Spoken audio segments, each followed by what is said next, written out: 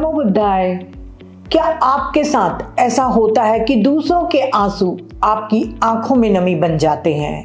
और अगर आप उन लोगों में से हैं जो खुद मुश्किल में होकर भी दूसरों की मदद के लिए दौड़ पड़ते हैं, बावजूद इसके आपके लिए किसी को ना कहना नामुमकिन सा लगता है, तो आज की ये कड़ी सिर्फ आपके लिए है। करुणावान और दयालु व्यक्ति वह होता है जो दुनिया को सिर्फ आंखों से नहीं बल्कि दिल से महसूस करता है। वह दूसरों के दुख को गहराई से समझता है और उसे दूर करने की सच्ची इच्छा रखता है। लेकिन बुद्ध का मार्ग हमें यह भी सिखाता है कि करुणा के साथ वैराग्य का संतुलन आवश्यक है। यदि मदद करते समय हम ये एक्सपेक्टेशन रखते हैं कि बदले में प्रशंसा, तालियां या कोई फल मिलेगा, तो वह सच्ची करुणा से दूर आसक्ति से युक्त है। या केवल इमोशनल होकर या खुद को दयालु या आध्यात्मिक साबित करने के लिए भी सेवा करना अहंकार की छिपी अभिव्यक्ति हो सकती है। वैराग्य हमें सिखाता है कि सेवा को अहंकार को संतुष्ट करने का साधन न बनाएं। वहीं करुणा हमें सिखाती है कि किसी को हानि न पहुंचाएं, सभी प्राणियों के कल्याण की कामना करें और दुख को कम करने का प्रयास करें। करुणा और वैराग्य अलग नहीं बल्कि एक दूसरे के पूरक हैं। प्रारंभिक ग्रंथों में कर्मों की एक तरह की प्राथमिकता बताई गई है। सबसे श्रेष्ठ कर्म वह है जो स्वयं के लिए भी हितकारी हो और दूसरों के लिए भी। लेकिन यदि दोनों संभव न हो तो पहले स्वयं को नैतिक रूप से शुद्ध और स्थिर बनाना अधिक महत्वपूर्ण माना गया है। कारण यह है कि यदि हम भीतर से अशुद्ध हैं और फिर भी दूसरों की मदद करने लगते हैं, तो वो सहायता पाखंड या भ्रम से भरी हो सकती है। धम्मपद में बुद्ध कहते हैं, पहले स्वयं को सही मार्ग पर स्थापित करो, तभी दूसरों की सहायता करो, ताकि कर्मों पर कोई दाग न लगे। बौद्ध दर्शन में करुणा ब्रह्म विहार का एक महत्वपूर्ण हिस्सा है, अर्थात शांत मन से सभी प्राणियों के दुख से मुक्त होने की कामना करना, बिना उनके दुख को अपने ऊपर बोझ बनाए। दयालु होना वाकई एक दुर्लभ उपहार है, लेकिन ब्लाइंड कंपैशन आत्मघाती हो सकता है। आज की कड़ी में हम बात करेंगे कि कैसे अपनी करुणा को बचाते हुए खुद को शोषण से बचाया जाए। कैसे ना कहना भी एक आध्यात्मिक अभ्यास हो सकता है। भगवान बुद्ध ने कहा, बहुजन हिताय बहुजन सुखाय। दूसरों की मदद करना एक मानवीय जरूरत है। कई धर्मों का आधार भी सेवा ही है। जो व्यक्ति सक्षम होता है वह लोगों के दुखों को कम करने के लिए मेडिटेशन सिखाना, धर्म के बारे में जानकारी देना या सामाजिक सेवा करना आदि से जुड़ता है। ये सेवा आंतरिक शुद्धिकरण की प्रक्रिया है। पर जब सेवा के पीछे कोई स्वार्थ हो, अहंकार की संतुष्टि हो, तब उसे ब्लाइंड कंपैशन कहा जाता है। इसी वजह से कुछ लोग एनजीओ या स्पिरिचुअल ऑर्गेनाइजेशन से जुड़कर सेवा करने लगते हैं। लेकिन कुछ लोग ऐसे भी होते हैं जो संसार में दुख देखकर मदद करने के लिए आते हैं, ताकि लोगों के दुख को दूर कर सकें। इसे वाइज या कॉन्शियस कंपैशन कहते हैं। फिर भी सेवा करते करते कब इंसान ब्लाइंडली मदद करने लगता है और खुद को थका लेता है, उसे खुद भी पता नहीं चलता। याद रखें, बौद्ध दर्शन में यह सिखाया जाता है कि सच्ची सेवा निर्वाण की ओर कदम है। लेकिन अगर वह थकान या जलन पैदा करे तो रुकें और स्वयं की जांच करें। ऐसा अक्सर होता है कि जब आप सेवा से जुड़ते हैं तो बार बार देर रात के फोन उठाते हैं, मैसेजेस का तुरंत जवाब देते हैं या दूसरों की इमरजेंसी स्थिति के लिए अपने प्लान्स को रद्द कर देते हैं। इससे अनजाने में आप दूसरों को सिखा रहे होते हैं कि आपका समय और ऊर्जा उनकी अपनी संपत्ति है। इस निरंतर अवेलेबिलिटी के कारण लोग आपको अपनी जरूरतों के लिए एक साधन के रूप में देखने लगते हैं।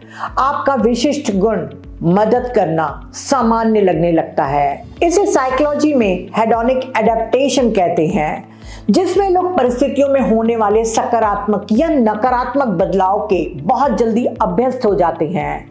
जैसे कार खरीदने पर खुशी कुछ दिनों तक रहती है या कोई एक्सीडेंट का दुख कुछ दिनों में क्षीण हो जाता है। ठीक ऐसे ही आपकी दयालुता सामान्य महसूस होने लगती है, जिसका मूल्य कम होता जाता है। ब्लाइंड कंपैशन के संकेत धीरे धीरे दिखते हैं, इसीलिए अक्सर हम उन्हें नॉर्मल समझकर इग्नोर कर देते हैं। सबसे पहला संकेत वस्तुकरण, ऑब्जेक्टिफिकेशन। जब आप इंसान नहीं साधन बन जाते हैं। जब कोई आपको एक टूल या मशीन समझने लगता है तो वह आपकी भावनाओं को देखना बंद कर देता है। उन्हें इस बात से फर्क नहीं पड़ता कि आपकी तबीयत कैसी है या आपके घर में क्या चल रहा है। उनके लिए आपकी उपयोगिता यानी यूटिलिटी ही आपकी वैल्यू है, ना ग्रैटिट्यूड ना एप्रिसिएशन। बुद्धिज्म में कहा गया है कि कृतज्ञ लोग दुर्लभ होते हैं। सत्य यह है कि सेवा के बदले तालियों की उम्मीद नहीं होनी चाहिए, लेकिन सामने वाले में कृतज्ञता और सहयोग तो होना ही चाहिए, खासकर तब जब आप थके हों या खुद किसी संकट से गुजर रहे हों। अगर उस समय भी उन्हें आपकी मदद की परवाह नहीं, तो समझ लीजिए कि रिश्ता वन वे हो चुका है। दूसरा बड़ा संकेत इमोशनल ब्लैकमेल। ये सबसे घातक संकेत है। यहाँ आपकी अच्छाई को ही आपके गले की फांस बना दिया जाता है। जब आप कभी मदद करने से मना करते हैं या उपलब्ध नहीं हो पाते, तब वे अपने दुख, दर्द या पुराने घावों का सहारा लेकर आपको इमोशनली ब्लैकमेल करने लगते हैं। जैसे, तुम तो इतने समझदार हो, तुम तो मना नहीं करोगे, या मैंने तो सोचा था कि तुम ही मेरी तकलीफ समझोगे और मदद करोगे। आपको ये महसूस कराया जाता है कि अगर आप अच्छे इंसान हैं तो आपको हमेशा एडजस्ट करना चाहिए, चाहे उसके लिए अपने काम, अपने आराम या अपनी जरूरतों को ही क्यों न टालना पड़े। फिर भी यदि आप शोषण करने वाले व्यक्ति की मदद करने से मना कर देते हैं तो उसका अहंकार आहत होता है, क्योंकि वह आपकी सहायता को अपना जन्मसिद्ध अधिकार मानता है। आप उसके लिए एक इंसान नहीं बल्कि एक उपयोगी वस्तु हैं। जैसे ही आप ना कहते हैं, उसकी नजर में आपकी उपयोगिता खत्म हो जाती है और आपका मूल्य गिर जाता है। फिर अहंकार की चोट और नियंत्रण खोने के डर से वो आपको बार बार नीचा दिखाने, अपमानित करने या छोटा साबित करने की कोशिश करता है। ये सब इसलिए क्योंकि वह चाहता है कि आप फिर से उपयोगी बन जाएं, ताकि उसका अहंकार सुरक्षित रहे और वह खुद को फिर से शक्तिशाली महसूस कर सके। तीसरा संकेत मानसिक गुलामी। जब रिश्ते में माफी और समझौता सिर्फ एक ही व्यक्ति की जिम्मेदारी बन जाए, क्योंकि अक्सर लोग लेट गो और फॉरगिवनेस का गलत इस्तेमाल करते हैं, ये सोचकर कि उन्हें हमेशा झुकना चाहिए।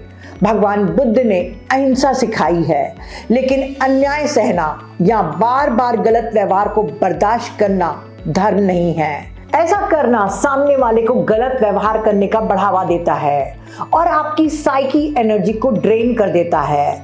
इससे काइंडनेस फटीग शुरू हो जाती है। रिश्तों से खुशी नहीं बल्कि खालीपन और निराशा मिलने लगती है। धीरे धीरे आप ओवर कॉन्शियस हो जाते हैं, हर बात सोच समझकर कहते हैं ताकि किसी को बुरा न लगे। उनके रूड या केयरलेस बिहेवियर को भी टॉलरेट करने लगते हैं।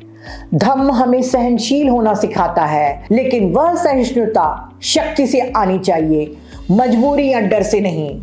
एक समय ऐसा आता है जब अपनी जरूरतों का ध्यान रखना या ना कहना आपको गिल्ट से भर देता है, मानो आपने कोई गलत काम कर दिया हो। ऐसे रिश्तों में डबल स्टैंडर्ड साफ दिखते हैं। उनकी फीलिंग्स, उनके काम हमेशा इंपॉर्टेंट होते हैं, लेकिन आपकी भावनाएं लगातार इग्नोर होती रहती हैं और इसके बावजूद आप मदद करते रहते हैं, क्योंकि ब्लाइंड कंपैशन में ये समझ ही नहीं होती कि करुणा में भी सीमाएं हो सकती हैं। इसका कारण सेवा करते करते गुड पर्सन ट्रैप में फंस जाना है, जहां आपकी दयालुता को बहुत चालाकी से कंट्रोल और शोषण के लिए इस्तेमाल किया जाता है। इसमें एक सटल साइकोलॉजिकल गेम चलता है जिसे इंटरमिटेंट रीइंफोर्समेंट कहते हैं, यानी कभी कभी मिलने वाला प्यार, अफेक्शन या एप्रिसिएशन। सामने वाला ज्यादातर समय आपको इग्नोर करता है, आपके एफर्ट्स की कदर नहीं करता, लेकिन बीच बीच में थोड़ा सा स्नेह या तारीफ दे देता है। वही कुछ अच्छे पल आपके मन में उम्मीद जगा देते हैं कि शायद अब सब ठीक हो जाएगा, उसे मेरी कद्र होगी। इस उम्मीद के सहारे आप उसी रिश्ते में टिके रहते हैं। धीरे धीरे आप देने की हैबिट में फंस जाते हैं और ज्यादा हेल्प करते हैं, ज्यादा एडजस्ट करते हैं, सिर्फ इसलिए कि शायद फिर से वही स्नेह या एप्रिसिएशन मिल जाए। ये बिल्कुल जुए खेलने जैसा है। हार बार बार होती है, लेकिन मन उस एक जीत के इंतजार में खेलता रहता है।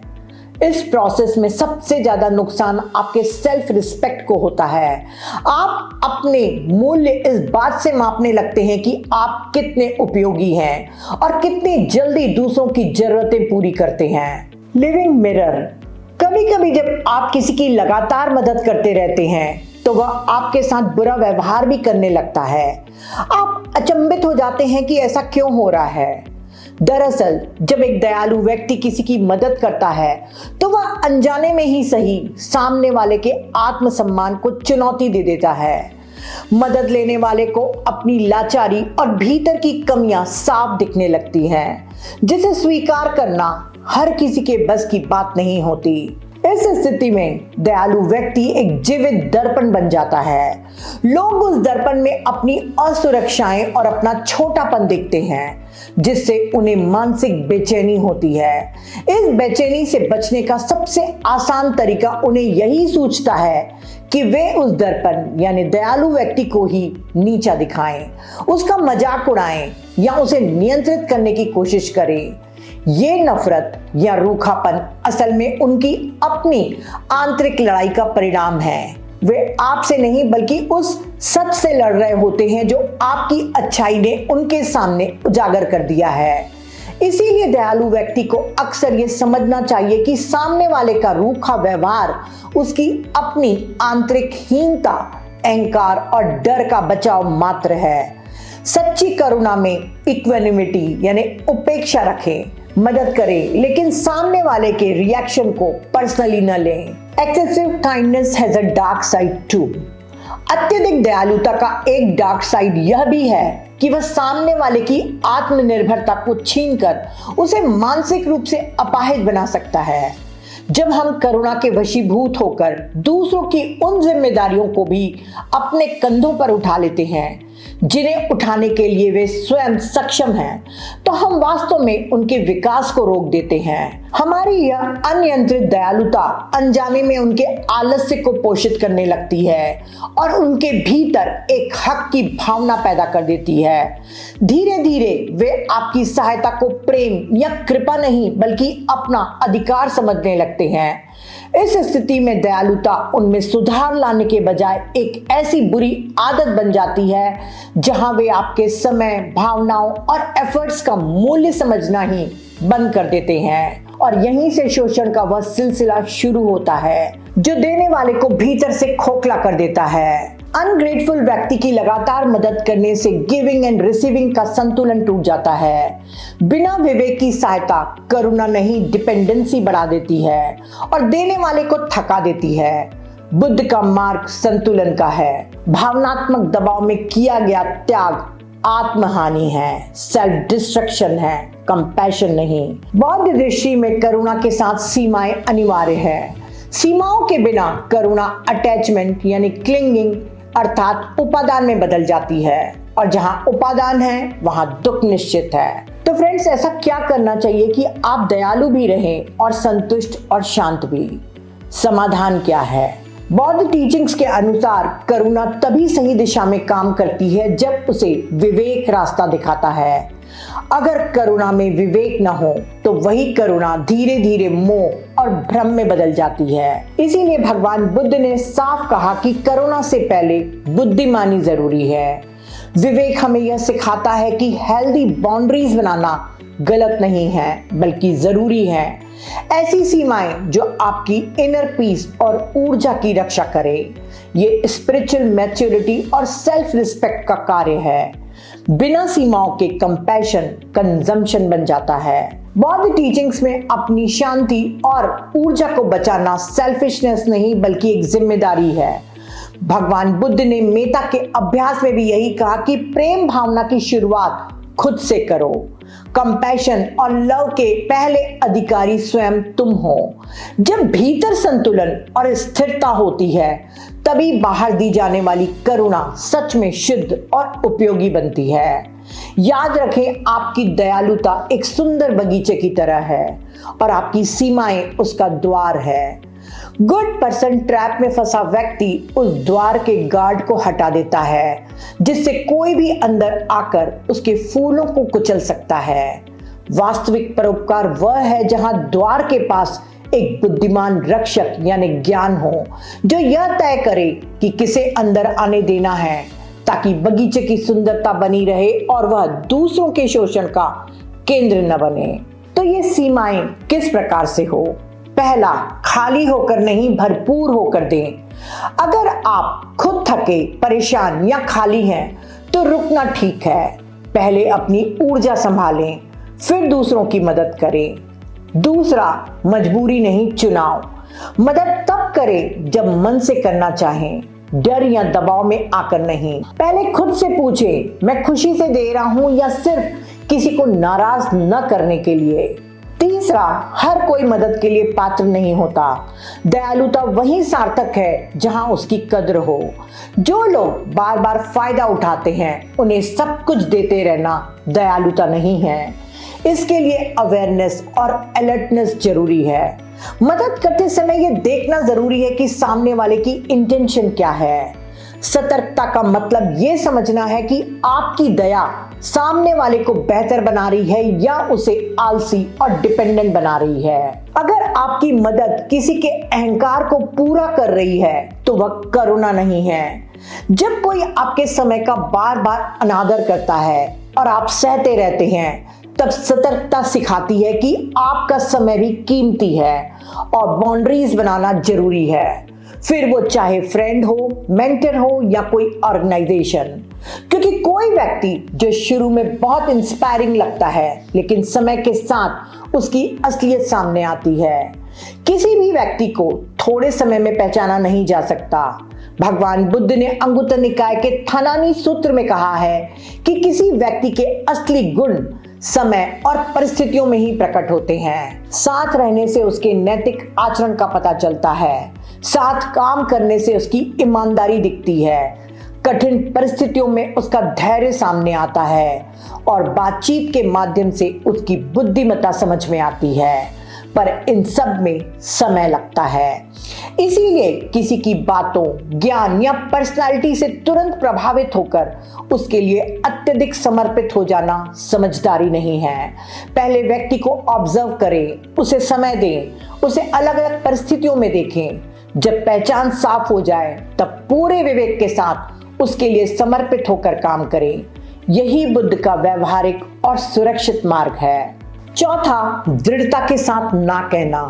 अक्सर दयालु व्यक्ति ना नहीं कह पाता।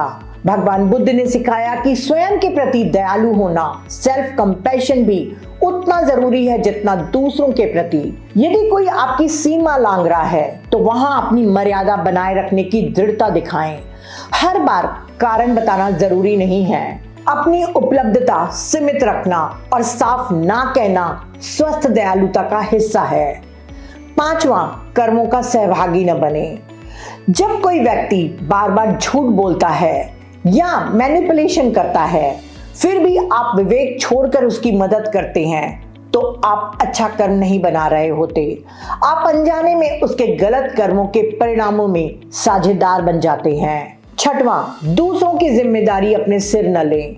आप सहारा दे सकते हैं, लेकिन किसी के फैसलों और भावनाओं का बोझ उठाना आपकी जिम्मेदारी नहीं है। उदाहरण के लिए, दोस्त को सही सलाह देना सच्ची करुणा है, लेकिन अगर वह वही गलती बार बार करता रहे, आप हर बार उसे सुधारने का बोझ उठाते रहें, तो यह गलत हो जाता है। इससे वह अपनी गलतियों से सीखता नहीं बल्कि आप पर निर्भर होता चला जाता है। या कोई व्यक्ति बार बार आपसे पैसे मांगता है लेकिन अपनी खर्च करने की आदत नहीं बदलता, अपने में कोई सुधार नहीं करता, फिर भी आप पैसों से मदद करते रहे, तो आप अनजाने में उसके जीवन के नतीजों की जिम्मेदारी उठा रहे होंगे। इससे वह सीखता नहीं बल्कि डिपेंडेंसी बढ़ती जाती है और आपकी ऊर्जा ड्रेन होती जाती है। बौद्ध दर्शन में बुद्ध सिखाते हैं कि कर्म के नतीजे हर व्यक्ति खुद भोगता है, कोई दूसरा उसके कर्मों के फल को बदल नहीं सकता। करुणा ज्ञान के साथ होनी चाहिए। मदद करें लेकिन सामने वाले को अपनी जिम्मेदारी समझने दें। यही संतुलित मार्ग है जो न सिर्फ दूसरों के कल्याण के लिए है बल्कि खुद की सुरक्षा के लिए भी है। याद रखें, सच्ची मदद वही है जो किसी को मजबूत बनाए, ना कि निर्भर। जब आप सीमाएं तय करते हैं और ना कहना हो तब पोलाइटली कम्युनिकेशन करें, जैसे मैं ये नहीं कर सकता, मैं मदद करना चाहता हूँ लेकिन अभी मुझे किसी और चीज पर ध्यान देना है। सातवां, दान भावना से नहीं विवेक से हो। बौद्ध धर्म में दान को अपनी सामर्थ्य के अनुसार सामने वाले के इंटेंशन और योग्यता को परख कर ही करना चाहिए, भावनाओं में बहकर अंधाधुंध नहीं। भगवान बुद्ध ने सिखाया कि सच्चा दान विवेकपूर्ण होता है। अपनी क्षमता से अधिक न दें लेकिन योग्य पात्र को चुने, जैसे वह व्यक्ति या ऑर्गेनाइजेशन जो दान का सही उपयोग करे, ना कि दुरुपयोग। दान से पहले जांचें वह क्या कर रहा है, उसकी एक्टिविटीज, ट्रांसपेरेंसी और इंटेंशन।